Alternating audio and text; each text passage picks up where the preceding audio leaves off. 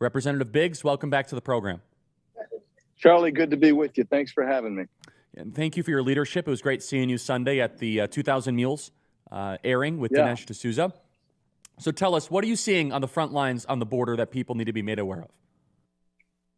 Well, it's worse than any time I've ever seen it. So I was in Yuma a couple of days ago.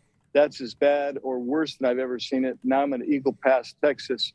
And in Eagle Pass, they're overwhelmed here as also. So we've seen Nicaraguans come across. We've seen people from Peru, people from Honduras, just in the short time we've been here this morning. And quite frankly, it's overwhelming. We headed on over to check out Southside facility, or the detention facility that they have here. The one in Yuma has probably 4 or 5 times as many people as it's supposed to have in it. And guess what?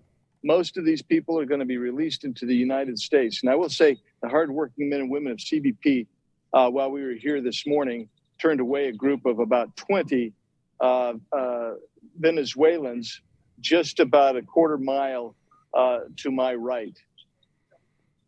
That's unbelievable. And so, Andy, when I went down to Yuma recently, what I learned is that Border Patrol has become kind of a glorified amnesty paperwork processing organization. This is not a slight towards them, but these are the orders that they are getting.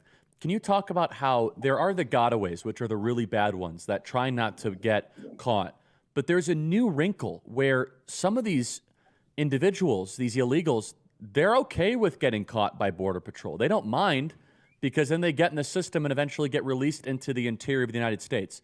Can you talk about that? Yeah, that's 100% correct. So what's happening is the leadership of this country, Joe Biden, Secretary Mayorkas, they basically, they've undermined a lot of the policies that we had under Trump that were keeping people out. So what's happening is last month he had 235,000 encounters, but it means that somebody was surrendered or we arrested him. Then you probably had at least 100,000 or more illegals that were known gotaways. We knew who they were, and others that got away. We just simply couldn't keep track of how many they were. And you see them in the Arizona desert. They're wearing camouflage. They're wearing carpet boots because they don't want to be detected, and they don't want the agents to be able to tell how many people are in the group. These are the ones that are trafficking drugs. They're trafficking people. We were talking to a very knowledgeable insider yesterday afternoon, and basically what they were telling us is the moms are renting out their kids on a regular basis to create these appearance of a family unit. And our poor Border Patrol agents who are overwhelmed, their leadership basically does nothing to assist them. So, for instance, in Yuma, you're pulling people off the line, agents off the line who would be patrolling the border.